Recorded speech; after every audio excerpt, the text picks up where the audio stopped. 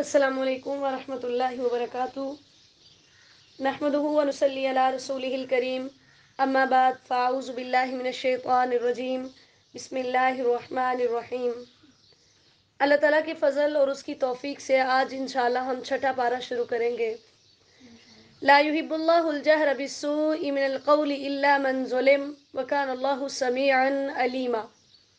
اللہ تعالیٰ بری بات کو ظاہر کرنا پسند نہیں کرتا، یعنی اگر کسی شخص کے اندر دنیاوی لحاظ سے یا دینی لحاظ سے کوئی عیب پایا جاتا ہے تو اس کو سرعام ذلیل کرنا یہ جائز نہیں ہے، کیونکہ اس کی اگر اس برائی کو ہم بیان کرتے ہیں تو یہ غیبت ہے، اور غیبت قطعاً اسلام کے اندر جائز نہیں ہے۔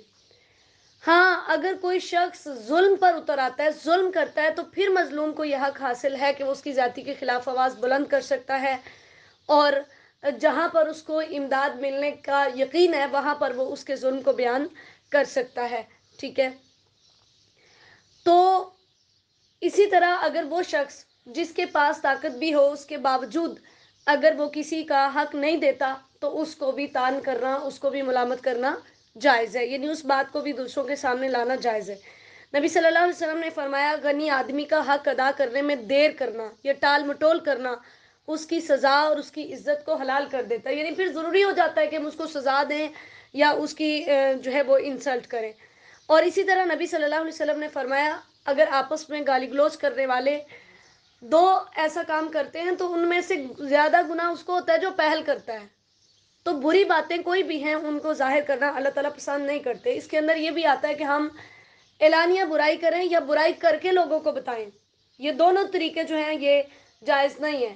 اعلانیہ برائی میں کیا ہے کہ ہم خود ڈرامہ دیکھنے لگے ہیں، سب کو ساتھ بلا لیں، ٹھیک ہے، اس پر ہم نے اپنے گناہ پر باقی لوگوں کو بھی گواہ بنا لیا۔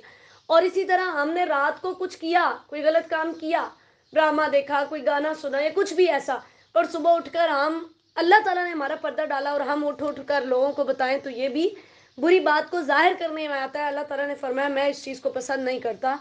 اگر تم کچھ چھپاتے ہو یا ظاہر کرتے ہو او تعفو عن سوء، یا پھر کسی برائی کو معاف کر دیتے ہو تو اللہ تعالیٰ بھی معاف کرنے پر قادر ہے۔ جیسے نبی صلی اللہ علیہ وسلم نے فرمایا، صدقے سے مال کم نہیں ہوتا اور معاف کر دینے والے کی اللہ تعالیٰ عزت کے اندر اضافہ کرتا ہے، اور اگر کوئی شخص اللہ کے لیے نیچا ہوتا ہے تو اللہ تعالیٰ اسے اونچا کر دیتے ہیں۔ ان الذین یکفرون باللہ ورسلہ، آیت نمبر 150 کے اندر اللہ تعالیٰ نے منافقین کا جب پیچھے تذکرہ کیا تو اب یہاں پر یہود و نصارہ کا تذکرہ کیا کہ اللہ تعالیٰ نے فرمایا یہ کیا کرتے ہیں کہ کچھ نبیوں پر ایمان لے آتے ہیں اور کچھ نبیوں کا انکار کر دیتے ہیں، تو یہ اسلام کے اندر قطعاً جائز نہیں ہے۔ اللہ نے فرمایا یہ حقیقی کافر ہیں اور ان کے لیے دردناک ٹھکانہ جو ہے وہ تیار کیا گیا ہے۔ اصل میں جو مومن ہیں، والذین آمنوا باللہ ورسلہ، آیت نمبر 152 میں اللہ تعالیٰ نے فرمایا کہ اصل مومن وہ ہیں جو اللہ پر بھی ایمان لاتے ہیں اور اس کے تمام رسولوں پر ایمان لاتے ہیں، کسی ایک کے اندر تفریق نہیں ڈالتے، جدائی نہیں ڈالتے، وہ اصل مومن ہیں۔ اگر کوئی موسیٰ علیہ السلام کو مانے اور محمد رسول اللہ صلی اللہ علیہ وسلم کا انکار کر دے تو وہ کافر ہے، اگر کوئی محمد صلی اللہ علیہ وسلم کو مانے اور موسیٰ اور عیسیٰ کا انکار کر دے تو وہ بھی کافر ہے۔ تمام انبیاء پر ایمان لانا ضروری ہے۔ یسألک اہل الکتاب، آیت نمبر 153۔ اب یہودیوں کی ایک اور جہالت کو اللہ تعالیٰ نے بیان کیا کہ انہوں نے نبی صلی اللہ علیہ وسلم سے کہا کہ قرآن پاک جو ہے نا وہ اکٹھا نازل ہونا چاہیے جیسے تورات نازل ہوئی تھی۔ اب ان کا اعتراض کا جواب دینے کی بجائے اللہ تعالیٰ نے ان کو کہا ذرا اپنے گریبان میں دیکھ جھانکو کہ تم نے موسیٰ سے تو اس سے بھی بڑا سوال کیا تھا، اور تم نے موسیٰ کو تو یہاں تک کہا تھا کہ ہمیں بھی اللہ سامنے دکھاؤ۔ تم کہتے ہو کہ اللہ مجھ سے بات کرتا ہے تو ہمیں بھی سامنے دکھاؤ تاکہ ہمیں پتہ چلے کہ اللہ تعالیٰ ہے تو پھر ہم جو ہے وہ ایمان لائیں گے۔ تو اللہ نے فرمایا اس ظلم کی وجہ سے ان کو ایک زلزلے نے، ایک چیخ نے پکڑ لیا۔ پھر اگلا ظلم سنو، پھر تم نے کیا کیا؟ جب موسیٰ علیہ السلام تورات لینے کے لیے طور پہاڑ پر آئے تو تم نے پیچھے سے بچڑے کو معبود بنا دیا۔ فَعَفَوْنَا عَنْ ذَلِكَ، اللہ تعالیٰ فرماتے ہیں ہمارا یہ احسان ہے کہ ہم نے پھر بھی تمہیں معاف کر دیا۔ شرک تھا جو معاف نہیں ہوتا، لیکن ہم نے پھر بھی تمہیں معاف کر دیا، اس کے باوجود آج تم ہمارے ہی سامنے سر اٹھا رہے ہو۔ وَرَفَعْنَا فَوْقَهُمُ الطُّورَ، آیت نمبر 154۔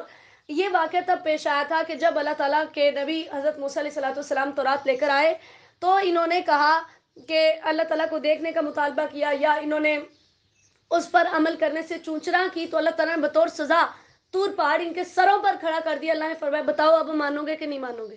تو انہوں نے کہا ہاں آپ مانیں گے. پھر اللہ تعالیٰ نے طور پہاڑ کو نیچے کر دیا. اور پھر اسی طرح ان کو کہا گیا کہ تم نے بستی کے اندر جو ہے وہ عاجزی کرتے ہوئے داخل ہونا ہے, تو یہ گھٹنوں کو گھسٹتے ہوئے داخل ہوئے. اسی طرح پھر انہوں نے اللہ تعالیٰ نے ان کو منع کیا کہ تم نے ہفتے کے دن میں زیادتی نہیں کرنی, یعنی مچھلیاں نہیں پکڑنی. انہوں نے وہ بھی پکڑی. تو اللہ تعالیٰ نے فرمایا آیت نمبر 155 میں کہ جب انہوں نے ہمارے وعدے کو توڑا, اللہ کی آیات کا انکار کیا, اور نبیوں کو جیسے زکریا علیہ السلام, یحییٰ علیہ السلام, ان کو قتل کیا. وَقُلُوبُنَا غُلْفٌ, اور انہوں نے کہا ہمارے دل پردے میں, ہمارے نبی کی بات سنائی نہیں دیتی کہ نبی کیا کہتا ہے. تو اللہ تعالیٰ فرماتے ہیں کیا ہوا, ان کے کفر کی وجہ سے میں نے ان کے دلوں پر مہرے لگا دی. کیونکہ ہم نے حدیث میں پڑھا ہے جب انسان گناہ کرتا ہے تو اس کے دل پر سیاہ دھبا لگ جاتا ہے. اگر وہ توبہ کر لیتا ہے تو وہ دھبا صاف ہو جاتا ہے, لیکن اگر وہ گناہ پر گناہ کرتا جاتا ہے تو وہ دھبے لگ لگ کر پورا دل سیاہ ہو جاتا ہے, زنگ آلود ہو جاتا ہے, پھر اس کے اندر کوئی بھلائی داخل نہیں ہوتی. تو اللہ تعالیٰ نے فرمایا پھر ان کا بھی یہی حال ہوا. فَلَا يُؤْمِنُونَ إِلَّا قَلِيلًا. اس کے دو مطلب ہے. ایک تو یہ کہ جو وہ ایمان لاتے ہیں وہ بہت تھوڑا ہے, جو نجات کے لیے کافی نہیں ہے. دوسرا یہ ہے کہ جو ایمان لانے والے ہیں وہ بہت تھوڑے ہیں, جیسے عبداللہ بن سلام رضی اللہ تعالیٰ عنہ, اور تقریباً یہ 10 لوگ بھی نہیں تھے. وَبِكُفْرِهِمْ وَقَوْلِهِمْ عَلَى مَرْيَمَ بُهْتَانًا عَظِيمًا. آیت نمبر 156 میں اللہ تعالیٰ نے فرمایا انہوں نے حضرت مریم علیہ السلام پر نعوذ باللہ زنا کی تہمت لگائی, اور انہوں نے اگلی آیت میں انہوں نے کہا کہ ہم نے مسیح عیسیٰ بن مریم کو قتل کر دیا, نعوذ باللہ من ذالک. اللہ تعالیٰ نے فرمایا نہ ہی انہوں نے ان کو قتل کیا ہے, نہ ہی انہوں نے ان کو سولی چڑھایا ہے. معاملہ ان پر مشتبہ کر دیا گیا. ہوا یوں تھا کہ اس ٹائم پر ملک شام پر یہودی حکمران تھا. تو یہ جو یہاں کے لوگ تھے, انہوں نے جا کر عیسیٰ علیہ السلام کے خلاف باتیں بتائی, تو اس نے عیسیٰ علیہ السلام کو سولی چڑھانے کا حکم دے دیا. اب جب عیسیٰ علیہ السلام کو اللہ تعالیٰ نے بذریعہ وحی بتایا, تو انہوں نے اپنے حواریوں سے, جو ان کے مددگار تھے, جو لوگ ایمان لائے تھے, ان سے کہا کہ کون ہے جو تم میں سے جو ہے نا وہ یہ پسند کرتا ہے کہ اس کو میرے جیسا بنا دیا جائے اور میری جگہ پر اسے سولی چڑھا دیا جائے. تو ایک درمیان سے ان میں سے ایک راضی ہوا, اس نے کہا میں ایسا کر سکتا ہوں. اللہ تعالیٰ نے ان کو عیسیٰ علیہ السلام کی شکل کا بنایا اور اس کو ادھر سولی پر جو ہے وہ لٹکا دیا. تو انہوں نے, عیسائیوں نے یہ سمجھا کہ ہم نے عیسیٰ کو, نعوذ باللہ, یہودیوں نے یہ سمجھا کہ ہم نے عیسیٰ علیہ السلام کو سولی چڑھا دیا ہے. ٹھیک ہے, تو اس چیز کی اللہ نے بات کی کہ نہ ہی انہوں نے اس کو قتل کیا ہے, نہ ہی انہوں نے ان کو سولی چڑھایا. معاملہ ان پر مشتبہ ہو گیا, ان کو پتہ ہی نہیں ہے کہ جس کو سولی چڑھایا وہ کون تھا. وما قتلوہ یقینا, اللہ نے فرمایا یقینی طور پر انہوں نے عیسیٰ کو قتل بھی نہیں کیا. بل رفعہ اللہ الیہ, بلکہ اللہ نے اس کو اپنی طرف اٹھا لیا. اب یہاں سے ایک تو یہ پتہ چلتا ہے کہ اللہ تعالیٰ بلندی پر ہے, عرش پر مستوی ہے, جو بلندی پر ہوگا وہی اٹھائے گا نا.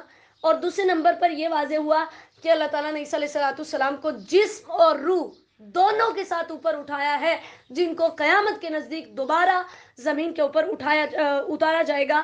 جیسے نبی علیہ السلام کی حدیث ہے کہ حضرت عیسیٰ علیہ السلام دمشق کے اندر منارہ شرقیہ کے پاس اس وقت اتریں گے جب فجر کی نماز کے لیے اقامت ہوگی.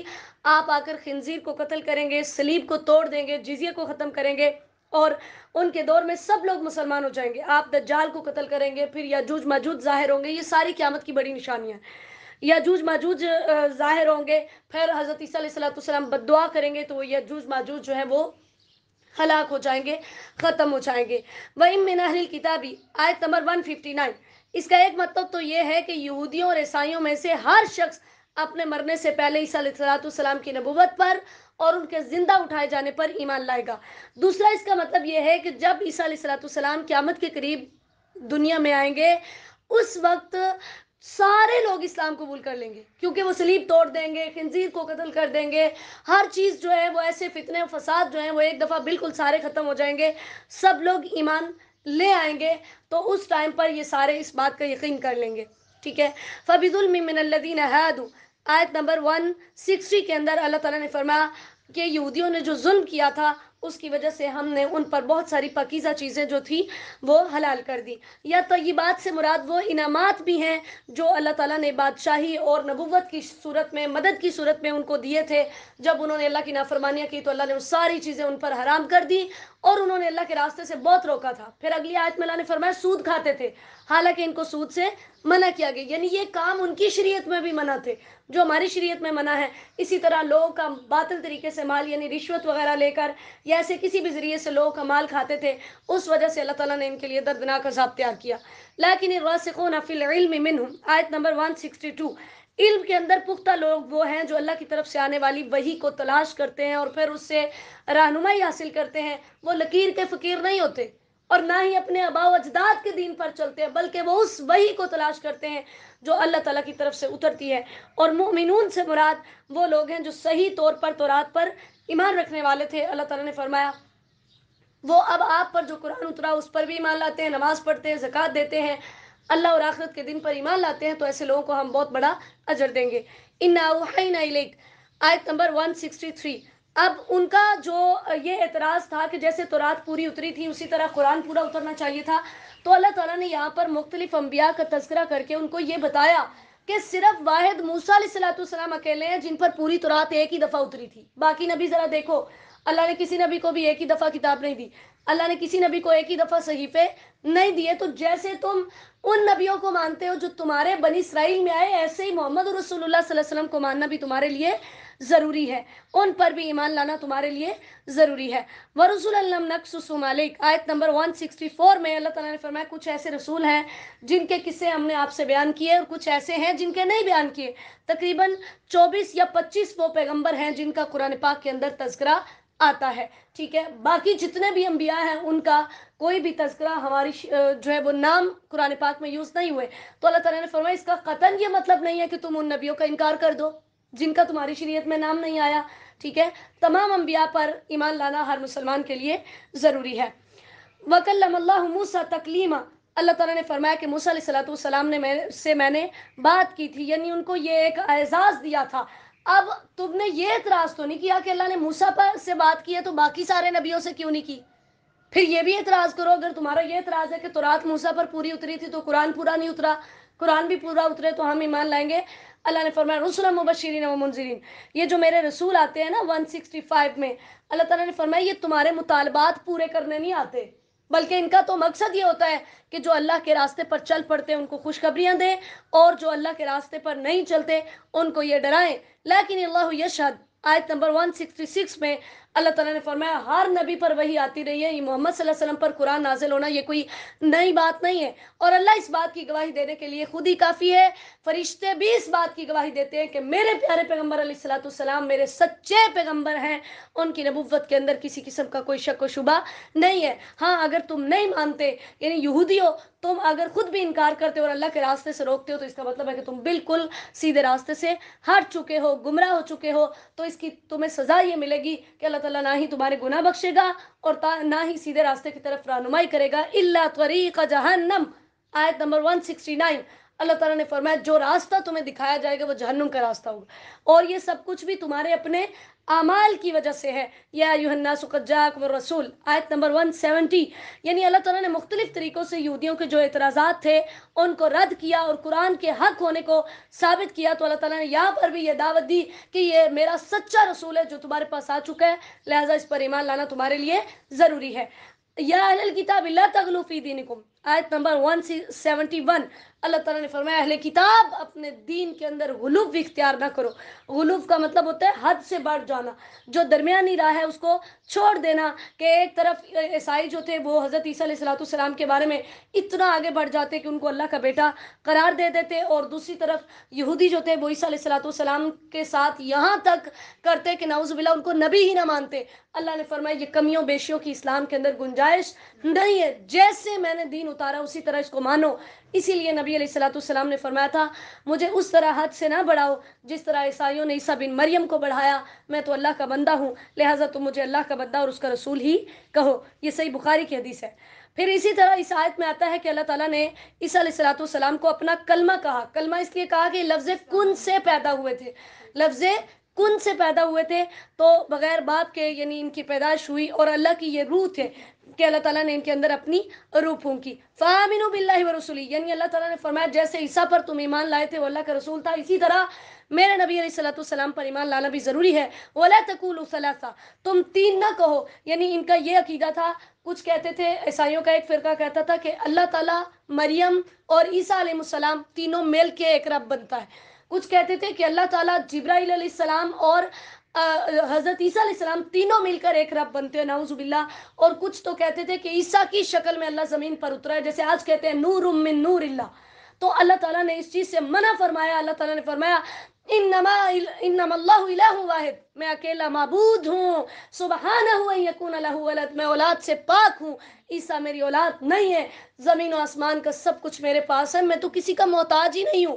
اولاد کی ضرورت تو اسے ہوتی ہے جو محتاج ہوتا ہے. لن یستنکف المسیح، یہ آیت بہت اہم ہے. 172 اللہ تعالیٰ نے فرمایا کہ تم عیسیٰ کو میری خدائی میں شریک کرتے ہو، جبکہ عیسیٰ تو مجھے اپنے آپ کو میرا بندہ کہنے میں بالکل بھی شرم محسوس نہیں کرتے.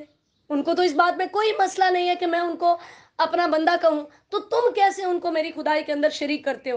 اور نبی صلی اللہ علیہ وسلم کو بھی اللہ تعالیٰ نے قرآن پاک میں 3 مقامات پر اپنا بندہ کہہ کر پکارا ہے، اور وہ تینوں مقامات بہت اہم ہیں، اس کو نوٹ کر لیجئے. نمبر 1، پہلا مقام وحی کا، کہ اللہ تعالیٰ نے فرمایا تبارک الذی نزل الفرقان علی عبدہ، بابرکت ہے وہ ذات جس نے اپنے بندے پر فرقان نازل کیا، یعنی قرآن نازل کیا. دوسرا وہ مقام ہے کہ جب معراج کی بات ہوئی اللہ تعالیٰ نے فرمایا سبحان الذی اسری بعبدہ، پاک ہے وہ ذات جس نے اپنے بندے کو راتوں رات سیر کرائی. اور تیسرا وہ مقام ہے جب اللہ تعالیٰ نے سورہ جن کے اندر یہ بات بیان کی وَأَنَّهُ لَمَّا قَامَ عَبْدُ اللَّهِ يَدْعُو، کہ وہ میرا بندہ جب اللہ کے سامنے کھڑا ہوتا ہے تو اس سے دعا کرتا ہے. یعنی ان تینوں مقامات پر اللہ تعالیٰ نے خود نبی علیہ السلام کو عبد کہہ کر آپ کی شان کے اندر اضافہ کیا ہے. تو اللہ تعالیٰ نے فرمایا نہ عیسیٰ نہ میرا کوئی اور نبی اس بات میں، نہیں فرشتے کوئی شرم محسوس کرتے ہیں کہ میں ان کو اپنا بندہ کہوں، تو تم کس بنیاد پر ان کو میری خدائی میں شریک کرتے ہو. تو اللہ تعالیٰ نے پھر حکم دیا کہ جو ایمان لائیں گے ان کو ان کے اعمال کا بدلہ ملے گا، اور جو تکبر کریں گے، جو آر محسوس کریں گے، ان کو دردناک عذاب ملے گا. یا ایھا الناس قد جاءکم برہان، آیت نمبر 174. اللہ نے فرمایا تمہارے پاس واضح دلیل، یعنی یہ قرآن آ چکا ہے، اب تمہارے لیے ضروری ہے کہ تم اس پر ایمان لاؤ. وَأَنزَلْنَا إِلَيْكُمْ نُورًا مُبِينًا، اس سے مراد نورًا مبینہ سے مراد قرآن پاک ہے. فَأَمَّا الَّذِينَ آمَنُوا بِاللَّهِ، اللہ تعالیٰ نے فرمایا جو ایمان لے آئیں گے اللہ ان کو اپنی رحمت میں داخل کرے گا. یستفتونک، آیت نمبر 175 اور 176. اب یہاں پر اللہ تعالیٰ نے جو ہے وہ مال کی تقسیم کے بارے میں حضرت جابر بن عبداللہ رضی اللہ تعالیٰ عنہ بیان کرتے ہیں، صحیح بخاری کی حدیث ہے. نبی صلی اللہ علیہ وسلم میرے پاس تشریف لائے تو میں اس وقت بیمار اور بے ہوش تھا. آپ نے وضو کیا اور اپنے وضو کا بچا ہوا پانی میرے اوپر اس کے چھینٹے مارے، یا آپ نے مجھے فرمایا کہ اس پر چھینٹے مارو، جس سے مجھے ہوش آیا. تو میں نے پوچھا اللہ کے نبی میں کلالہ ہوں، میں کلالہ کی وضاحت کر چکی ہوں، جس کا والد بھی نہ ہو، جس کی اولاد بھی نہ ہو، وہ فوت شدہ مرد یا عورت کلالہ کہلاتی ہے. تو اس نے کہا کہ میری وراثت کا کیا ہوگا، تو اس پر اللہ تعالیٰ نے یہ آیت اتاری تھی. شان نزول کا کسی اسٹوڈنٹ نے کل کوسچن کیا تھا. شان نزول اس موقع کو کہتے ہیں جس پر کوئی آیت اترتی ہے، یعنی یہ کس موقع پر آیت اتری تھی، اس کو مفسرین کی زبان میں کہا جاتا ہے کہ اس آیت کا شان نزول بیان کیجئے. تو یہ اس کا شان نزول تھا. تو اللہ تعالیٰ نے بتایا کہ ایسا وہ جس کی جو ہے وہ فوت ہونے لگے اور اس کی اولاد نہ ہو تو اس کی بہن جو ہے وہ اس کے وارث بنے گی، یعنی اس میں اللہ تعالیٰ نے ان کے حصے بیان کر دیے. ٹھیک ہے. اور اسی طرح یعنی اس کے اندر اللہ تعالیٰ نے فرمایا یبین اللہ لکم ان تضلوا، احکامات اس لیے بیان کیے کہ تم گمراہ نہ ہو، کیونکہ اللہ تعالیٰ ہر چیز کو جاننے والا ہے. سورۃ المائدہ مدنیہ، مائدہ کا لفظی معنی ہوتا ہے دسترخوان. ٹھیک ہے. بسم اللہ الرحمن الرحیم. یا ایھا الذین آمنوا اوفوا بالعقود. حضرت عائشہ رضی اللہ تعالیٰ عنہ فرماتی ہیں کہ سورہ المائدہ سب سے آخر میں نازل ہونے والی آیت ہے، لہذا اس کے حلال کو حلال اور اس کے حرام کو حرام سمجھو، یعنی اس کے بعد کوئی تبدیلی نہیں ہوئی. اللہ تعالیٰ نے اس کی آیت نمبر 1 کے اندر کچھ احکامات بیان کیے، تقریباً 5 احکامات. نمبر 1 اوفوا بالعقود، وعدوں کو پورا کرو. نمبر 2 جانور تمہارے لیے حلال ہیں. اور نمبر 3 یعنی کچھ جانور حرام بھی ہیں. اور نمبر 4 کہ جو احرام کی حالت میں شکار نہیں کر سکتے، ٹھیک ہے، اور حرم کے اندر بھی شکار نہیں کر سکتے. اور نمبر 5 کہ جو احرام کی حالت میں نہیں ہے اور حرم سے باہر ہے اس کے لیے شکار کرنا جائز ہے. یہ احکامات اللہ تعالیٰ نے اس میں بیان کیے ہیں. عقود عقد کی جمع ہے. عقد کا مطلب ہوتا ہے گرا لگانا، یعنی آپس میں جو ہے دو پیمان ہیں تمہارے یا اللہ تعالیٰ کے ساتھ جو وعدے ہیں ان کو پورا کرو. پھر اسی طرح اللہ تعالیٰ نے فرمایا احلت لکم بہیمۃ الانعام، بہیمہ سے مراد درندوں کو چھوڑ کر باقی جو جانور ہوتے ہیں وہ سارے حلال ہیں، خواہ وہ پالتو ہوں یا وحشی ہوں. اور انعام سے مراد اونٹ، گائے، بھیڑ، بکری وغیرہ جو ہے وہ مراد ہیں. اللہ تعالیٰ نے فرمایا غیر محل الصید وانتم حرم، کہ احرام کی حالت کے اندر جب تم حرم کے اندر ہو، وہ مکہ ہے یا مدینہ ہے ان کی حدود کے اندر، جب تم احرام کی حالت میں ہو یا احرام کی حالت میں نہیں ہو، حرم کے اندر شکار نہیں کر سکتے، نہ شکار کی طرف اشارہ کر سکتے ہیں، نہ رہنمائی کر سکتے ہیں۔ جب تم حرم سے باہر آ جاؤ اور احرام کی حالت میں نہ ہو تو اس ٹائم پہ تم اپنے شکار جو ہے وہ کر سکتے ہو۔ آیت نمبر 2 میں اللہ تعالیٰ نے فرمایا کہ اللہ تعالیٰ کی جو شاعر ہیں، اللہ کی جو نشانیاں ہیں ان کی بے حرمتی نہ کرو۔ یعنی ان کی بے حرمتی کا کیا مطلب کہ جو اللہ تعالیٰ نے احکامات ان میں کام کرنے کا حکم دیا ان کو کرو، جن سے روکا ان سے رک جاؤ۔ وَلَلْهَدْيَ وَلَلْقَلَائِدِ، ہدی اس قربانی کو، اس جانور کو کہتے ہیں جو حاجی حرم میں لے کر جاتے ہیں قربانی کرنے کے لیے، اور قلائد اس پٹے والے جانور کو کہتے ہیں جس کو نشانی لگانے کے لیے پٹا ڈال کر اس کے گلے میں اس کو حرم کی طرف لے جایا جاتا اور وہاں پر جا کر اس کو قربانی کی جاتی۔ اور وَلَا آمِّنَ الْبَيْتَ الْحَرَامِ، جو بیت الحرام کی طرف قصد کرنے والے ہیں، یعنی وہاں جانے والے حج یا عمرے کے ارادے سے، ان کو کی بے حرمتی بھی تم نہ کرو، کیونکہ اللہ کا فضل تلاش کرنے کے لیے جاتے ہیں۔ وَإِذَا حَلَلْتُمْ فَاصْطَادُوا، بہت اہم بات ہے کہ یعنی اگر آپ سے پوچھا جاتا ہے کہ شکار کرنا کب حلال ہے، جب ہم احرام کی حالت میں نہ ہو اور حرم کی حدود سے باہر ہو۔ اللہ تعالیٰ نے فرمایا وَإِذَا حَلَلْتُمْ فَاصْطَادُوا، جب تم حلال ہو جاؤ، احرام کھول دو تو پھر تم شکار کر سکتے ہو۔ کسی کی دشمنی تمہیں اس بات پر آمادہ نہ کرے کہ تم مسجد حرام کے اندر یا کسی کے ساتھ بھی زیادتی کرو، کیونکہ ہم نے پڑھا ہے 6 ہجری کے اندر جب مسلمان عمرے کی غرض سے گئے تو حدیبیہ کے مقام پر انہوں نے روک دیا تھا۔ آئندہ سال جب گئے تو اللہ تعالیٰ نے آئندہ کے لیے حکم دیا کہ یہ نہیں تم پوری زندگی وہ دشمنی دل میں بٹھائے رکھو کہ انہوں نے تب ہمیں روکا تھا، اب جب بھی یہ آئیں گے تو ہم بھی ان کے ساتھ ایسا ہی کریں گے۔ ایسا نہیں کرنا۔ اگر ایک دوسرے کا تعاون کرنا ہے تو نیکی کے کاموں پر، وَلَا تَعَاوَنُوا عَلَى الْإِثْمِ وَالْعُدْوَانِ، زیادتی اور گناہ کے کاموں پر ایک دوسرے کا تعاون نہ کرو۔ یہاں پر ایک بات چھوٹی سی میں ایک نقطہ بیان کرنا چاہتی ہوں۔ ایک معمولی سا مثال کے طور پر میری ہینڈ فری ہے اور میرا بھائی مجھ سے مانگتا ہے گانے سننے کے لیے، اگر میں اس کو دے دیتی ہوں تو یہ گناہ کے کام کے اندر تعاون ہے۔ یعنی اتنی چھوٹی چھوٹی باتوں کے اندر بھی ہمیں خیال رکھنا چاہیے۔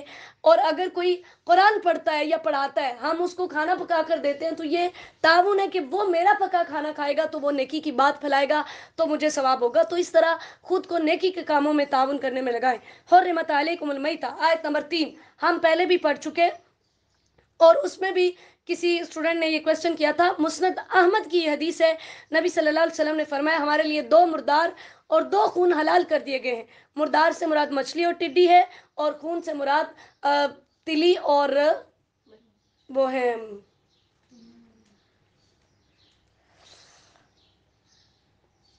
استغفر اللہ واتوب الیہ، بتا دوں گی انشاءاللہ، ویسے بھی میں نے پہلے گروپ میں بتایا ہوا ہے، استغفر اللہ واتوب الیہ۔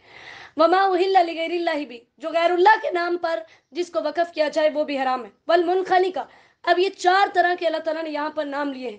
ایک وہ جانور جو گلا گھونٹ کر مر جاتا ہے، خود مرتا ہے یا کوئی اس کا گلا گھونٹ دیتا ہے، وہ بھی حرام ہے۔ اسی طرح وہ جانور جو اس کو کوئی چوٹ لگتی ہے وہ بھی حرام ہے۔ اسی طرح جو بلندی سے گر کر مرتا ہے وہ جانور بھی حرام ہے۔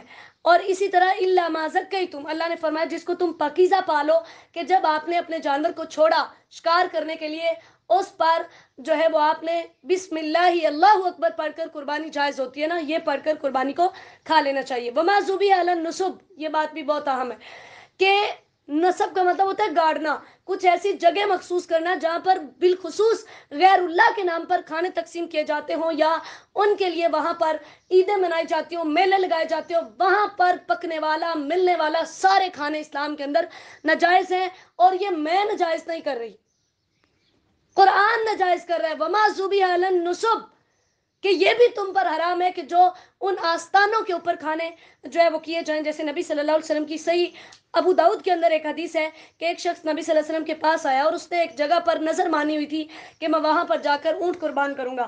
اس نے آ کر نبی صلی اللہ علیہ وسلم سے پوچھا تو آپ نے فرمایا کیا وہاں جاہلیت کے آستانوں میں سے کوئی آستان تھا؟ اس نے کہا نہیں۔ نبی صلی اللہ علیہ وسلم نے فرمایا کیا وہاں پر جاہلیت کی عیدوں میں سے کوئی عید منائی جاتی تھی، کوئی میلہ لگتا تھا؟ اس نے کہا نہیں۔ تو اللہ کے نبی نے فرمایا پھر جاؤ اپنی نظر کو پوری کرو۔ اس کا مطلب ہے کہ اگر وہ ہاں کر دیتا تو اللہ کے نبی منع کر دیتے، اور یہ منع ہے بھی، واضح حدیث کے اندر ہے کہ اللہ تعالیٰ نے ایسی جگہوں پر منع کیا۔ وَأَن تَسْتَقْسِمُوا بِالْأَزْلَامِ، تیروں کے ذریعے سے قسمت آزمائی کرنا، یہ ان کا ایک طریقہ تھا۔ حبل سب سے بڑا ان کا بت تھا، جس کے پاس انہوں نے اپنے سارے تیر رکھے ہوئے تھے، اور خانہ کعبہ کے اندر جو حضرت ابراہیم اور اسماعیل علیہ السلام کے جو بت بنا کر رکھے تھے، ان کے ہاتھوں میں بھی تیر دیے ہوئے تھے۔ اور یہ ایسا کرتے تھے، جب انہوں نے کوئی کام کرنا ہوتا تو تیر نکالتے تھے، تیر پھینکتے تھے، اگر اس کے اوپر لکھا ہوتا یہ کام کر لو تو کر لیتے، چاہے اس میں نقصان ہوتا، اور اگر لکھا ہوتا نہ کرو تو نہ کرتے، چاہے اس میں فائدہ ہوتا، اور اگر خالی والا تیر نکلتا تو پھر دوبارہ سے یہ فال نکالتے۔ تو اللہ تعالیٰ نے فرمایا یہ حرام ہے، یہ جائز نہیں ہے، کیونکہ تیر غیب نہیں جانتے، غیب اللہ تعالیٰ جانتا ہے۔ اور مسلمانوں کو اللہ نے اس کے عوض ہمیں کیا دیا؟ استخارہ، کہ اگر آپ نے کوئی کام کرنا ہے، دنیاوی کوئی کام، تو آپ استخارہ کر کے اللہ تعالیٰ سے مشورہ مانگیے۔ اور پھر اسی طرح یہ آیت اس لیے بھی اہم ہے کہ یہ حجۃ الوداع کے موقع پر نازل ہوئی، اور اس کے اندر اللہ تعالیٰ نے ہمارے دین کو مکمل کیا، یعنی اللہ تعالیٰ نے تمام ارکان، تمام فرائض، تمام سنتیں، تمام حدود، تمام چیزیں اللہ تعالیٰ نے بیان کر دی۔ اور ہمارا یہ ایمان ہے کہ نبی علیہ الصلوۃ والسلام اس دین کو مکمل کر کے گئے ہیں۔ اس کے نازل ہونے کے بعد نبی علیہ الصلوۃ والسلام نے صحابہ سے پوچھا تھا تم میرے بارے میں کیا گواہی دو گے؟ حل بلغت، کیا میں نے اللہ کا پیغام پہنچا دیا؟ تو صحابہ نے فرمایا جی ہاں، آپ نے اللہ کا پیغام اسی طرح پہنچایا جیسے اللہ نے بھیجا تھا۔ تو نبی علیہ الصلوۃ والسلام نے آسمان کی طرف اپنی انگلی مبارک اٹھائی، اور آپ نے 3 دفعہ فرمایا اللہم اشہد، اے اللہ تو گواہ رہنا کہ میں نے تیرا پیغام پہنچا دیا۔ تو ہمارا یہ ایمان ہے کہ دین مکمل ہو چکا، اب وہ عبادات، اب وہ نیکیاں جو ہم نے خود ایجاد کر لی، ان کا اسلام سے کوئی تعلق نہیں ہے، کیونکہ نبی علیہ الصلوۃ والسلام نے فرمایا جس نے ہمارے اس دین کے اندر کوئی نئی بات ایجاد کی جو اس میں نہیں ہے فہو رد، وہ مردود ہے۔ صحیح بخاری کی حدیث ہے۔ فمن استر فی مخمصۃ، اب یہاں پر ایک بات اور اللہ تعالیٰ نے بتا دی کہ جو چیزیں میں نے تم پر حرام کی ہیں، اگر تم بہت مجبوری کی حالت میں ہو، جان جانے کا خدشہ ہے، کوئی اور چیز موجود نہیں ہے، یا طبیعت ایسی خراب ہے کہ اس کے اندر ڈاکٹر نے یہ سجیسٹ کیا ہے کہ یہ ہی حرام چیز ہی کھائیں گے تو ٹھیک ہوگا، تو جان بچانے کے لیے کھانے کی اجازت ہے۔ غیر متجانف للاسم، گناہ کی طرف مائل ہونا، اللہ کی حرام کردہ چیز کو حلال کرنے کا ارادہ نہ ہو، صرف جان بچانے کی غرض سے اس کو کھانا جائز ہے۔ آیت نمبر 4 میں یسألونک ماذا احل لہم، وہ آپ سے پوچھتے ہیں کہ اللہ نے ان کے لیے کیا حلال کیا، تو اللہ نے فرمایا ان کو بتاؤ جتنی پاکیزہ چیزیں ہیں وہ تمہارے لیے حلال ہیں۔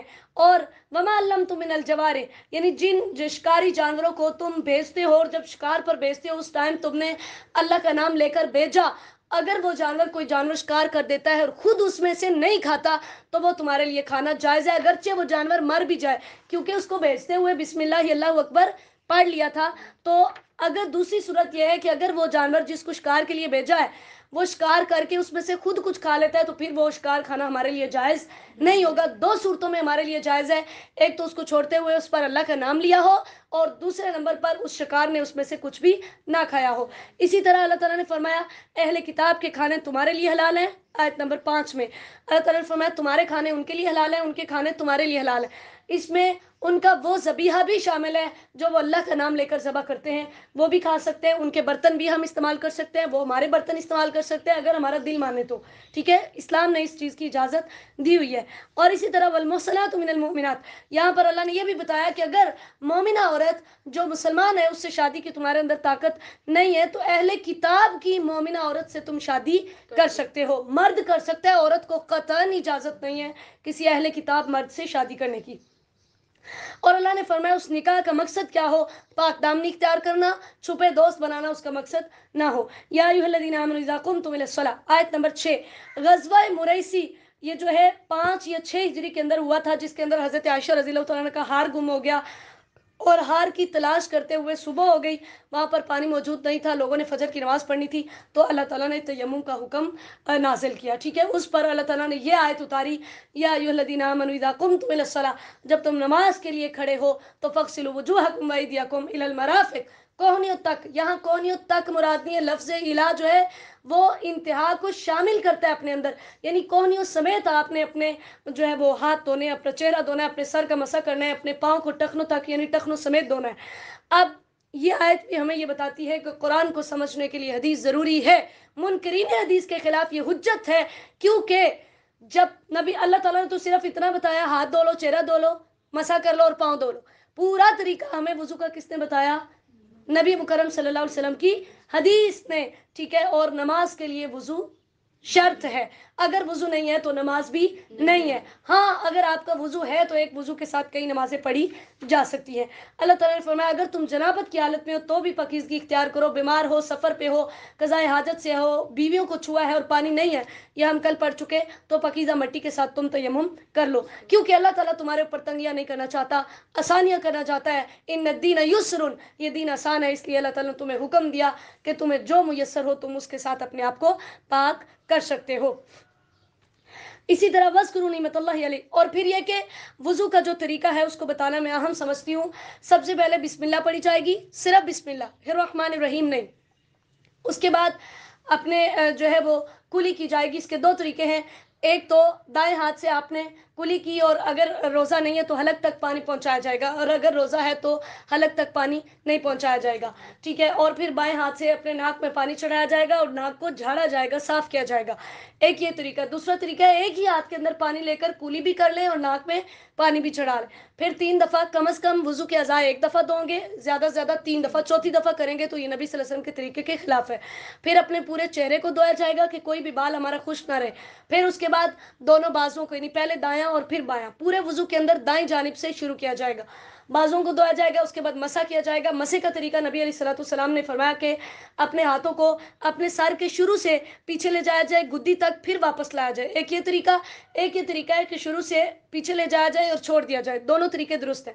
پھر اپنی جو شہادت والی انگلی ہے اس کو اپنے کان کا جو سوراخ ہے اس کے اندر مارا جائے اور اس کے اوپر سے یوں پھیرا جائے, اور جو ہمارا انگوٹھا ہے اس کو پھر کان کی بیک سائڈ پر پھیرا جائے.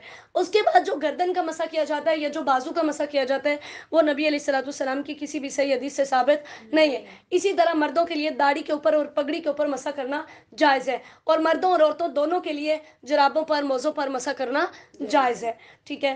وَاذْكُرُوا نِعْمَتَ اللَّهِ عَلَيْكُمْ. آیت نمبر 7 کے اندر اللہ تعالیٰ نے فرمایا اللہ کی نعمت کو یاد کرو. اس نعمت سے مراد اسلام ہے, اور اس وعدے کو یاد کرو. وعدے سے مراد وہ وعدہ ہے جو نبی صلی اللہ علیہ وسلم ہر آدمی سے لیا کرتے تھے کہ تم نے اللہ کی بات بھی ماننی ہے اور میری بھی اطاعت کرنی ہے. یہ اسلام کے احکامات ہیں, تم نے وہ کرنے ہیں. یا ایھا الذین آمنوا کونوا قوامین, یہ ہم 5ویں پارے میں پڑھ چکے کہ اگر تمہاری اپنی ذات کے خلاف بھی گواہی ہو تو بھی تم سچی گواہی دو. اس کے اندر قطعاً تم کسی کی طرفداری نہ کرو, اور کسی قوم کی مخالفت تمہیں اس بات پر نہ ابھارے کہ یہ میرا دشمن ہے لہذا اس کو تو میں ادھر پھنساؤں گا. ہم ایسے ہی کرتے ہیں نا.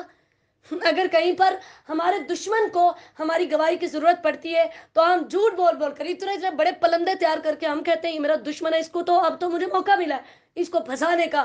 مسلمان کیا کرتا ہے, مسلمان کی کیا شان ہے. اللہ نے اسے حکم دیا تمہارا سگا باپ بھی ہے تو سچی گواہی دینی ہے, جھوٹی گواہی نہیں دینی. وعد اللہ الذین آمنوا, اللہ تعالیٰ نے فرمایا کہ ایسے لوگوں سے پھر میرا جنتوں کا وعدہ ہے. یا ایھا الذین آمنوا اذکروا, آیت نمبر 11 کے اندر اللہ تعالیٰ نے فرمایا ان نعمتوں کو یاد کرو جو اللہ نے تم پر کی. جب ایک قوم نے تمہاری طرف اپنا ہاتھ پھیلایا تو اللہ نے اس کے ہاتھ کو روک لیا. اس کے شان نزول میں مختلف واقعات آتے ہیں. ایک بہت مشہور اور صحیح حدیث سے, صحیح بخاری سے ثابت ہے, نبی علیہ الصلوۃ والسلام ایک سفر کی طرف گئے تھے, واپس آئے تو نیند آ گئی. صحابہ بھی سو گئے اور آپ صلی اللہ علیہ وسلم بھی سو گئے. تو ایک اعرابی آیا, اس نے نبی صلی اللہ علیہ وسلم نے اپنی تلوار ایک درخت کے ساتھ لٹکائی تھی, اس نے تلوار اٹھائی اور نبی صلی اللہ علیہ وسلم کو فرمایا محمد کون بچائے گا تجھے مجھ سے. تو نبی علیہ الصلوۃ والسلام نے فرمایا اللہ. تو آپ نے جو ہے وہ اس سے تلوار جو تھی وہ کھینچ لی. تو پھر صحابہ کرام فرماتے ہیں کہ نبی صلی اللہ علیہ وسلم نے ہمیں بلایا اور ہمیں فرمایا کہ یہ دیکھو کہ مجھے کسی نے ایسا کہا. یہ پوری بات پھر ان کے سامنے بیان کی اور صحابہ کو بتایا کہ یہ دیکھو یہ وہ بیٹھا ہے. تو یہاں سے اللہ کے نبی علیہ الصلوۃ والسلام کے عقیدہ توحید کی وضاحت ملتی ہے کہ اللہ کے رسول نے بھی یہ نہیں کہا میں اللہ کا نبی ہوں خود ہی بچ جاؤں گا. کیا کہا مجھے کون بچائے گا؟ اللہ مجھے بچائے گا. ٹھیک ہے. تو مختلف وہ اللہ تعالیٰ نے احسانات یاد دلائے کہ میں نے آپ کو وہاں پر بچایا. تو ایمان والوں کو چاہیے کہ اللہ ہی پر بھروسہ کریں. وَلَقَدْ أَخَذَ اللَّهُ مِيثَاقَ بَنِي إِسْرَائِيلَ, آیت نمبر 12 کے اندر اللہ تعالیٰ نے بنی اسرائیل سے پختہ وعدہ لینے کا جو ہے وہ تذکرہ کیا اور ان کے 12 قبیلے بنائے. اور یعنی نبی صلی اللہ علیہ وسلم نے بھی جب انہوں نے گھاٹی کے اندر بیعت عقبہ ہوئی تھی تو اس میں بھی نبی صلی اللہ علیہ وسلم نے ان کے 12 سردار مقرر کیے تھے. اور اللہ نے ان کو یہ حکم دیا کہ نماز پڑھنی ہے, زکوٰۃ دینی ہے, رسولوں پر ایمان لانا ہے, ان کی مدد کرنی ہے اور اللہ کو اچھا قرض دینا ہے. اچھا قرض دینے سے مراد صدقہ کرنا ہے. تو میں تمہاری برائیاں دور کر دوں گا اور تمہیں جنتوں میں داخل کروں گا. فَبِمَا نَقْضِهِم مِّيثَاقَهُمْ لَعَنَّاهُمْ, آیت نمبر 13 میں اللہ تعالیٰ نے فرمایا انہوں نے وعدے توڑے تو ہم نے ان پر لعنت کی اور ان کے دلوں کو سخت کر دیا. کاسیہ اس سکے کو کہتے ہیں جس کے اندر ملاوٹ نہیں ہوتی, بالکل خالص ہوتا ہے. یعنی اس کو بالکل تپا تپا کر خالص کر دیا جاتا ہے. تو اللہ نے فرمایا ان کے دل بھی اسی طرح جو تھے وہ سخت ہو گئے, یہ بات کو اس کے موقع سے بدل دیتے ہوتے تھے, یعنی اپنی مرضی کے مطابق بنا لیتے. وَنَسُوا حَظًّا مِّمَّا ذُكِّرُوا بِهِ, اس کا مطلب یہ ہے کہ جو ان کو تورات کے اندر جن احکامات کو کرنے کا حکم دیا گیا تھا انہوں نے ان احکامات کو چھوڑ دیا, اپنی مرضی کے احکامات شامل کر لیے. جیسے ان کی شریعت کے اندر بھی زانی کو سنسار کرنے کا, پتھر مار مار کر مارنے کا حکم تھا, لیکن انہوں نے وہ آیت اپنی کتاب سے نکال دی. تو اللہ تعالیٰ نے وہ ساری چیزیں بیان کی. تو اللہ تعالیٰ نے فرمایا وَلَا تَزَالُ تَطَّلِعُ عَلَىٰ خَائِنَةٍ مِّنْهُمْ, آپ نے پریشان نہیں ہونا. نبی علیہ الصلوۃ والسلام کو تسلی دی, پریشان نہیں ہونا, ان کی نیچر میں یہ بات شامل ہے, آپ کو ہمیشہ ان کی طرف سے خیانت کی خبریں ملیں گی, ایسی یہ غلط کام کرتے ہی رہیں گے. لہٰذا آپ فَاعْفُ عَنْهُمْ وَاصْفَحْ, اگنور کیجئے, درگزر کیجئے, کیونکہ اللہ تعالیٰ نیکی کرنے والوں کو پسند کرتا ہے. وَمِنَ الَّذِينَ قَالُوا إِنَّا نَصَارَىٰ, آیت نمبر 14 میں اللہ تعالیٰ نے فرمایا جیسے ہم نے یہودیوں سے وعدے لیے اسی طرح ہم نے عیسائیوں سے بھی وعدے لیے, لیکن وہ بھی پھر گئے, تو ہم نے پھر ان کے درمیان دشمنی اور عداوت اور بغض ڈال دیا کہ قیامت تک وہ اسی کے اندر غرق رہیں گے. یا اہل الکتاب قد جاءکم رسولنا, آیت نمبر 15, یہاں پر اللہ تعالیٰ کے نبی یعنی اللہ تعالیٰ نے ان کو حکم دیا کہ اب میرا نبی تمہارے پاس آ چکا ہے, اب جو چیزیں تم چھپاتے تھے ان کو تم ظاہر کر دو. عبداللہ بن عمر رضی اللہ تعالیٰ عنہ فرماتے ہیں کہ نبی صلی اللہ علیہ وسلم کے پاس ایک یہودی عورت اور ایک یہودی مرد کو لایا گیا, انہوں نے آپس میں زنا کیا تھا. نبی صلی اللہ علیہ وسلم نے فرمایا تم اپنی کتاب میں ان کے بارے میں کیا حکم پاتے ہو, تمہاری اپنی کتاب میں ان کے بارے میں کیا حکم ہے؟ انہوں نے کہا ہماری کتاب میں تو یہ حکم ہے کہ ان کا چہرہ جو ہے وہ سیاہ کیا جائے اور ان کو گدھے پر بٹھا کر شہر کے چکر لگایا جائے.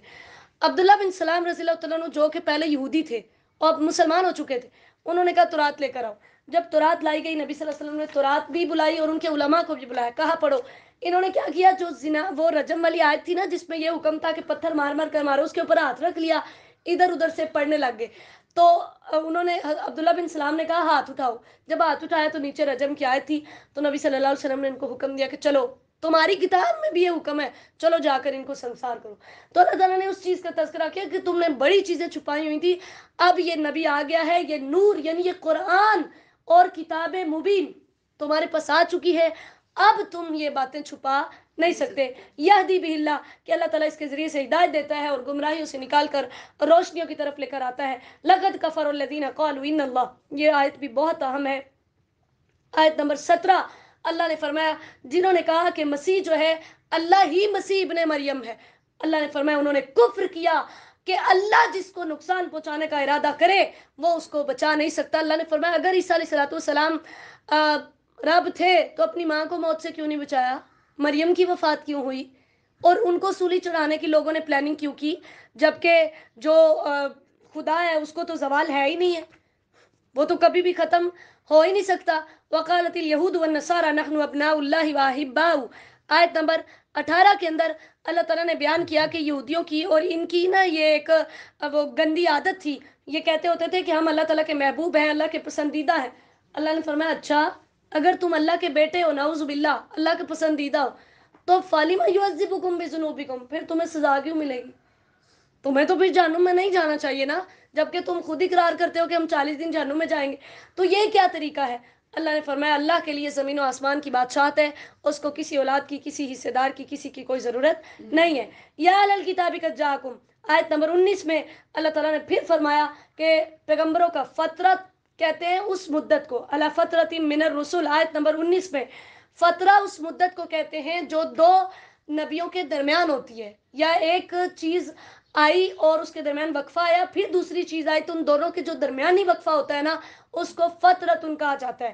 اللہ تعالیٰ نے فرمایا اب تمہارے پاس ایک ڈرانے والا, ایک خوشخبریاں دینے والا آ چکا, لہٰذا اب تم نے اس کی بات ماننی ہے. وَإِذْ قَالَ مُوسَىٰ لِقَوْمِهِ, آیت نمبر 20 میں موسیٰ علیہ السلام کا اللہ تعالیٰ نے تذکرہ کیا کہ اللہ تعالیٰ نے کہ نبی نے ان کو کہا کہ اللہ کی نعمتوں کو یاد کرو, اس نے تمہیں بادشاہ دی, تمہارے اندر نبی بنائے اور تمہیں وہ کچھ دیا جو اس سے پہلے کسی اور کو نہیں دیا, یعنی تمہیں اتنا کچھ اللہ نے دیا. پھر اللہ نے انہیں کہا کہ مقدس زمین کے اندر, آیت نمبر 21 میں مقدس زمین سے مراد شام ہے, کہ وہاں پر تم داخل ہو جاؤ, اپنی ایڑیوں کے بل نہ پلٹو. لیکن یہ اتنے بدبخت تھے کہ یہ جب وہاں سے نکلے تھے نا تو وہاں پر ایک عمالقہ قوم تھی جو آباد ہو گئے تھے. ہم نے دوسرے پارے میں بھی پڑھا نا کہ ان کو حکم ملا تھا جاؤ ان سے لڑائی کرو، اور انہوں نے نہر سے اتنا پانی پی لیا کہ آگے جا ہی نہ سکے. تو جب موسیٰ علیہ السلام نے بھی ان کو لڑنے کا حکم دیا تو انہوں نے کہا وہ تو بڑے سخت ہیں، ہم نہیں جائیں گے. اور ان میں سے دو بدبخت جو تھے یعنی مختلف ایسے ہی یہ کرتے رہے. اب دو وہ لوگ تھے جو ایمان والے تھے، تو انہوں نے جو ہے وہ کہا کہ تم نبی کی بات مان لو، جب تم وہاں جاؤ گے تو اللہ تعالیٰ خود ہی، وہ چاہے جتنی مرضی طاقتور قوم ہے، اللہ ان کو خود ہی شکست دے دے گا، تم نبی کی بات مان کے جاؤ تو صحیح. لیکن انہوں نے اتنی ہٹ درمی دکھائی کہ انہوں نے کہا ہم نہیں جائیں گے. نعوذ باللہ، انہوں نے کہا اذهب انت وربک فقاتلا، تو اور تیرا رب جاؤ اور دونوں جا کے لڑو، جب لڑ کے ان کو مار دو گے تو ہم آ کر وہاں آباد ہو جائیں گے. نعوذ باللہ. یہاں تک باتیں کی تو موسیٰ علیہ السلام بڑے پریشان ہوئے. تو آیت نمبر 25 کے اندر انہوں نے اللہ سے کہا یا اللہ، میں صرف اپنے اور اپنے بھائی پر اختیار رکھتا ہوں، یعنی میں صرف اپنے بھائی کو فورس کر سکتا ہوں کہ وہ میرے ساتھ چلے. ان فاسقوں کی قوم کے اوپر میرا کوئی اختیار نہیں ہے، میں ان کو مجبور نہیں کر سکتا. تو اللہ تعالیٰ نے پھر بطور سزا ان کو کہا اب 40 سال تک تم اسی میدان تی کے اندر ہی پڑے رہو، اب تم فلسطین کے اندر، شام کے اندر داخل نہیں ہو سکتے. اور موسیٰ علیہ السلام کو حکم دیا فَلَا تَأْسَ عَلَى الْقَوْمِ الْفَاسِقِينَ، آپ نے ان فاسقوں پر غم نہیں کھانا، پریشان نہ ہو.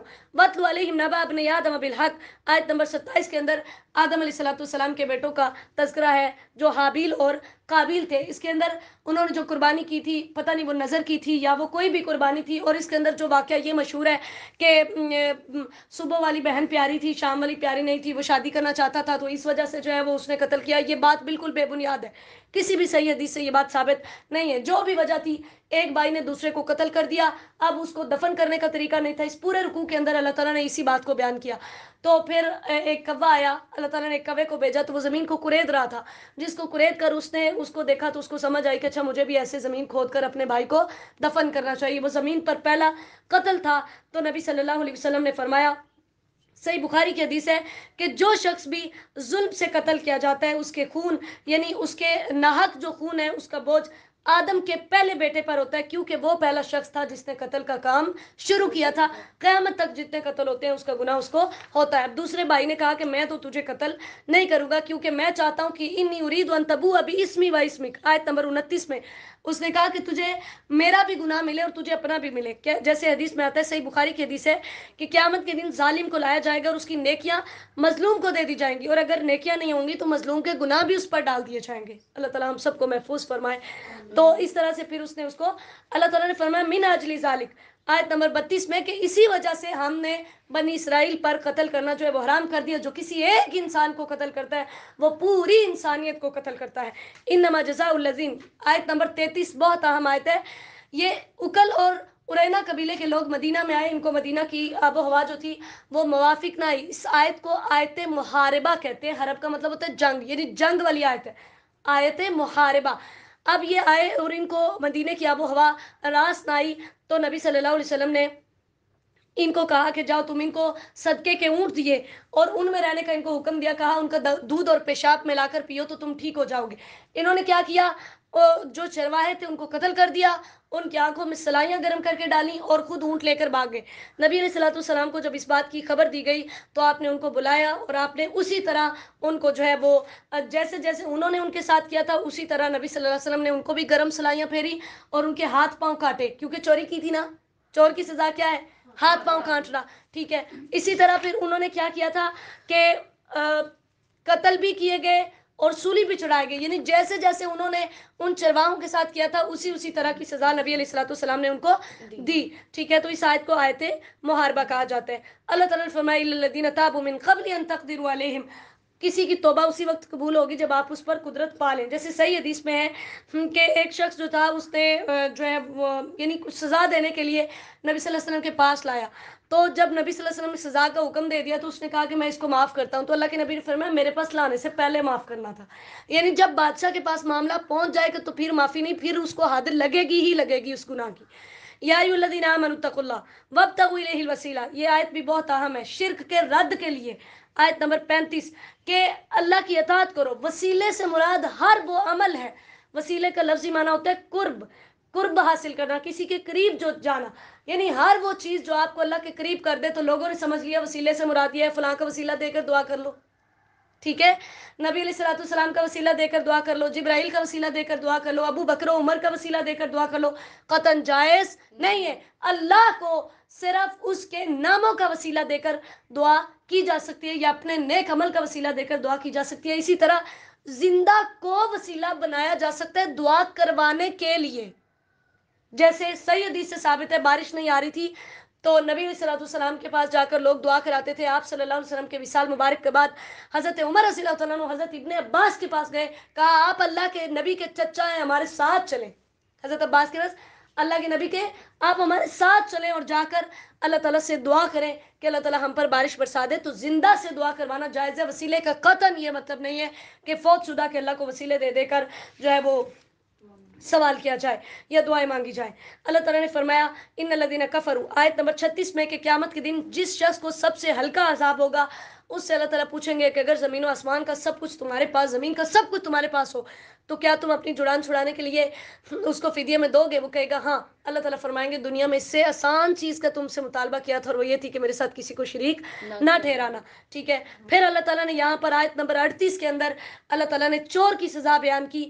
حضرت عائشہ رضی اللہ تعالیٰ عنہ فرماتے ہیں، صحیح مسلم کی حدیث ہے، کہ چور کا ہاتھ نہ کاٹا جائے مگر دینار کے 1/4 یا زیادہ میں، یعنی اگر اتنی مقدار کی کوئی چوری کرے گا تو اس کا ہاتھ کاٹا جائے گا. جیسے نبی علیہ الصلوۃ والسلام نے بنو مخزوم قبیلے کی فاطمہ نامی عورت نے وہ چوری کی تو آپ صلی اللہ علیہ وسلم کے سامنے جب سفارش کی تو آپ نے فرمایا اللہ کی قسم جس کے ہاتھ میں میری جان ہے، اگر فاطمہ بنت محمد بھی چوری کرتی صلی اللہ علیہ وسلم تو میں اس کو بھی سزا دیتا. ٹھیک ہے، فمن تاب من بعد ظلم، جو توبہ کر لیتا ہے اپنے ظلم کرنے کے بعد، اصلاح کر لے تو اللہ تعالیٰ اسے معاف کر دیتا ہے، کیونکہ زمین و آسمان کی بادشاہت اس کے پاس ہے.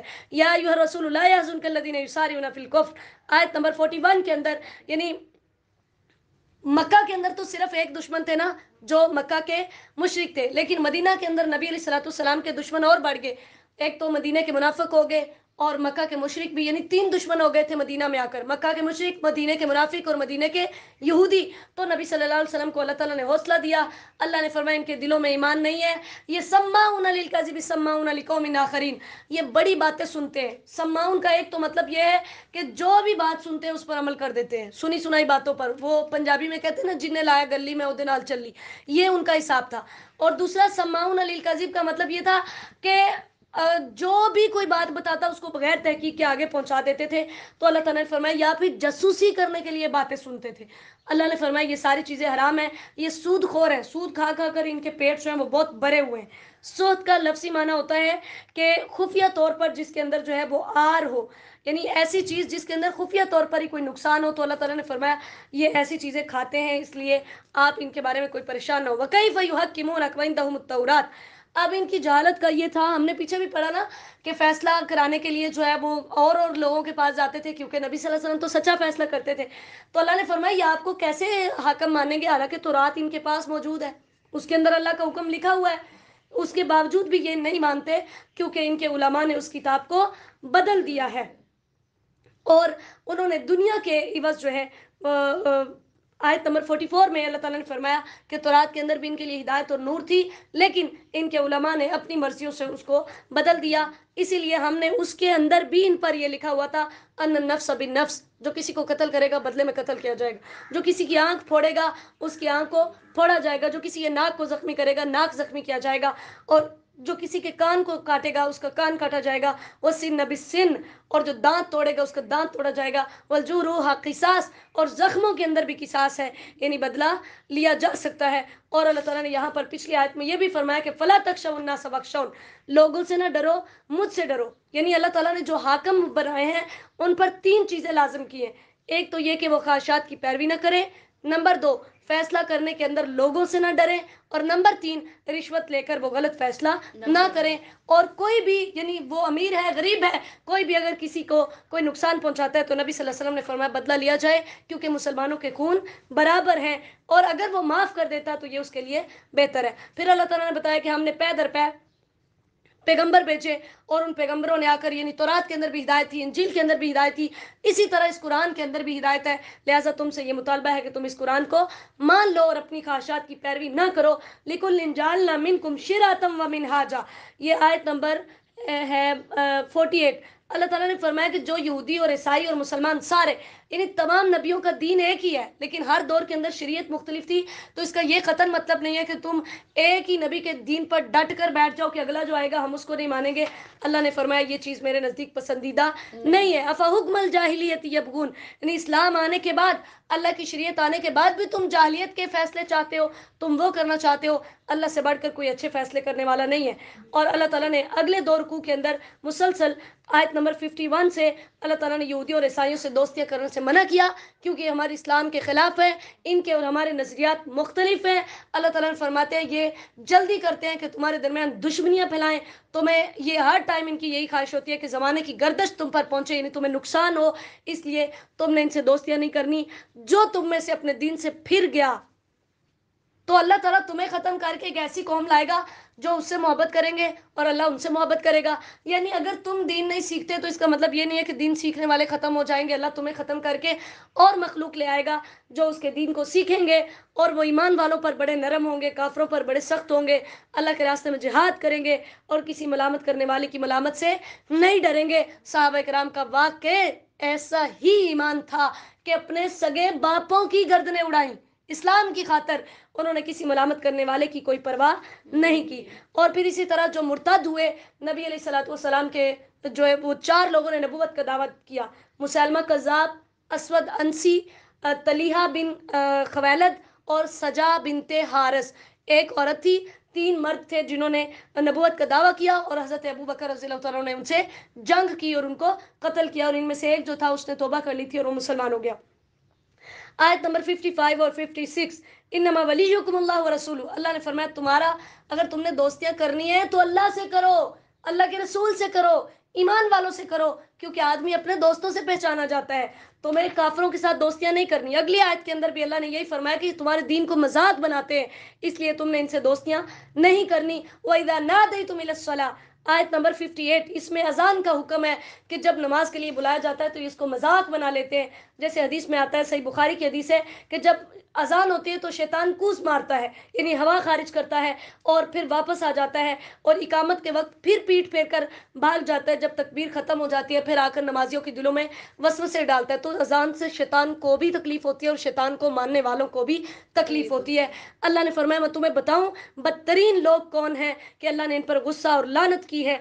और इसी तरह मुनाफिकीन है, यानी यहूदी और ईसाई भी बदतरीन मखलूक है और मुनाफिक भी बदतरीन मखलूक है कि ये गुनाहों के अंदर जल्दियां करते हैं। वकालतिल यहूदु यदुल्लाहि मगलूला, आयत नंबर 64 के जब अल्लाह ताला ने, हमने पीछे भी पढ़ा कि अल्लाह ताला ने जब सदक़े का हुक्म दिया कि अल्लाह को कौन कर्ज देगा, नाउज़ बिल्लाह, तो यहूदियों ने कहा अल्लाह फ़कीर हो गया और हम गनी हैं। अल्लाह ने उनका रद्द किया। अल्लाह ने फरमाया मेरे दोनों हाथ खुले हैं। जैसे नबी अलैहिस्सलातु वस्सलाम ने सही बुखारी की हदीस है, आपने फरमाया बेशक अल्लाह का दायां हाथ भरा हुआ है, किसी तरह का खर्च करना भी उसे कम नहीं करता। क्या तुमने देखा कि जब से ज़मीन और आसमान बने अल्लाह ने किस कदर खर्च किया, लेकिन उसमें से कुछ भी कमी नहीं आई जो उसके दाएं हाथ में है। यानी अल्लाह ताला की बादशाहत में कोई कमी आने वाली नहीं है। तो अल्लाह ताला ने फरमाया ये गर्क हो जाएं जो ऐसी बातें करते हैं। अगर अहले किताब ईमान ले आते तो हम इनकी बुराइयां दूर कर देते। इनमें से कुछ अच्छे लोग भी हैं, जैसे अब्दुल्ला बिन सलाम रज़ी अल्लाह तआला अन्हु थे, जो ईमान लाए थे, और अगर ये अपनी तौरात को ही कायम कर लेते, आयत नंबर 66 में, अगर अपनी तौरात को ही कायम कर लेते तो भी ये मोहम्मद सल्लल्लाहु अलैहि वसल्लम का इनकार न करते, क्योंकि इनकी किताब में लिखा था नबी सल्लल्लाहु अलैहि वसल्लम पर ईमान लाना। इसी तरह या अय्युहा रसूल बल्लिग, यहाँ पर आयत नंबर 67 में अल्लाह ताला ने फरमाया कि नबी अलैहिस्सलातु वस्सलाम ने अपनी रिसालत का हक अदा कर दिया। जैसे अभी हम मैंने बताया कि हज्जतुल विदा के मौका पर सहाबा से पूछा था और अल्लाह को गवाह बनाया था, तो हज़रत आयशा रज़ियल्लाहु तआला अन्हा ने फरमाया, ये भी सही बुखारी की हदीस है, कि जो शख्स ये कहे कि मोहम्मद सल्लल्लाहु अलैहि वसल्लम ने उसमें से कुछ छुपाया जो अल्लाह ने आप पर नाजिल किया, तो यकीनन उसने झूठ बांधा, क्योंकि नबी सल्लल्लाहु अलैहि वसल्लम ने रिसालत का हक अदा कर दिया है। फिर इसी तरह तो सबसे अहम बात है वो ये कि अल्लाह ताला ने अगले रुकू के अंदर आयत नंबर 72 में अल्लाह ताला ने फरमाया कि वो काफिर है। पहले भी हमने पढ़ा, वो काफिर है जो कहता है कि अल्लाह जो है वो ईसा अलैहिस्सलाम के अंदर है। नाउज़ु बिल्लाहि मिन ज़ालिक, अल्लाह ने फरमाया ईसा ने खुद बनी इसराइल को कहा था उबुदुल्लाह रब्बी व रब्बकुम, अल्लाह की इबादत करो जो मेरा और तुम्हारा रब है, तुम कैसे जो है वो उसको मेरा शरीक बनाते हो। और फिर इसी में अल्लाह ने फरमाया मन युशरिक बिल्लाहि फ़क़द हर्रमल्लाहु अलैहिल जन्नह, مشرک پر جنت حرام ہے. وہ عیسیٰ کو اللہ کا شریک بنائے, وہ مورتیوں کو اللہ کا شریک بنائے, وہ نبی علیہ السلام کو اللہ کی خدائی اور اللہ کے اختیارات میں شریک بنائے, یا وہ کسی قسم کا بھی شرک کرتا ہے, اس پر جنت حرام ہے. اللہ نے فرمایا جن کا یہ عقیدہ ہے کہ اللہ تین کا تیسرا ہے, یہ بھی غلط عقیدہ ہے. وَإِن لَّمْ يَنْتَهُوا, اگر یہ اپنی باتوں سے باز نہ آئے تو اللہ تعالیٰ ان کو دردناک عذاب دے گا. مَا الْمَسِيحُ ابْنُ مَرْيَمَ إِلَّا رَسُولٌ, اللہ نے فرمایا سن لو, عیسیٰ صرف ایک رسول تھا اور اس کی ماں بہت پاک تھی, بڑی سچی تھی. ان دونوں کے اندر خدائی والے کوئی شریک نہیں تھے, کوئی ان کے اندر خدائی والی کوئی صفت نہیں تھی. اور اہل کتاب اپنی دین کے اندر غلو بھی اختیار نہ کرو, یعنی حد سے نہ بڑھو, جو تمہیں احکامات دیے انہی پر رہو. کیونکہ لُعِنَ الَّذِينَ كَفَرُوا مِن بنی اسرائیل, آیت نمبر 78 میں اللہ نے فرمایا داؤد علیہ السلام کی زبانی اور عیسیٰ علیہ السلام کی زبانی ان بنی اسرائیل پر لعنت کی گئی, کیونکہ انہوں نے اللہ کے ساتھ اوروں کو شریک بنایا, اللہ کی حرام کردہ چیزوں کو انہوں نے حلال کر لیا. تو اس وجہ سے اللہ تعالیٰ نے فرمایا اگر یہ باز نہ آئے, لا يتناهون عن منکر فعلوا, ایک تو برائی سے خود بھی باز نہیں آتے تھے اور دوسروں کو بھی نہیں روکتے تھے. اللہ تعالیٰ نے فرمایا اس کی وجہ سے ان کو دردناک عذاب ملے گا. سب سے آخری آیت لَتَجِدَنَّ أَشَدَّ النَّاسِ, اس میں اللہ نے بیان کیا اتنی عیسائی مسلمانوں سے نفرت نہیں کرتے جتنی یہودی کرتے ہیں, اور یہ حقیقت ہے. اللہ تعالیٰ نے فرمایا اتنی عیسائیوں کے اندر تمہارے بارے میں نفرت نہیں ہے جتنی یہودیوں کے اندر ہے, اور اتنی مشرکوں کے اندر بھی تمہارے بارے میں نفرت نہیں ہے جتنی یہودیوں کے اندر ہے. آج مسلمانوں کو اور اسلام کو جتنا بھی نقصان پہنچ رہا ہے وہ سارا یہودیوں کی وجہ سے. ہر وقت ہے وہ تعداد میں بہت تھوڑے, لیکن ہر وقت ان کا ذہن اس بات پر چلتا ہے کہ مسلمانوں کو کہاں کہاں سے نقصان پہنچایا جائے. تو اللہ تعالیٰ نے فرمایا کہ ہم نے ان کو رہبانیت کی اجازت نہیں دی تھی. جو ہوتے ہیں نا یہودیوں کے علماء, ان کو احبار کہتے ہیں. ہم نے پڑھا ہے پہلے بھی, احبار الف اس کی واحد ہیبر ہوگی, حلوے والا با اور را. اور جو عیسائیوں کے عالم ہوتے ہیں ان کو کسیس کہتے ہیں. یہ جو آخری آیت میں لفظ ہے قاف سین یا سین, ٹھیک ہے, ان کو کسیس کہا جاتا ہے. اللہ تعالیٰ نے فرمایا یہ تکبر نہیں کرتے تھے, یعنی جو عیسائیوں کے علماء تھے وہ ذرا یہودیوں کی نسبت اچھے تھے. اللہ تعالیٰ سے دعا ہے وہ ہمیں ان احکامات پر عمل کرنے کی توفیق عطا فرمائے, ہمیں دنیا و آخرت میں نمایاں کامیابیاں دے. اللہم صلی وسلم علی نبینا محمد صلی اللہ علیہ وسلم. السلام علیکم ورحمۃ اللہ وبرکاتہ.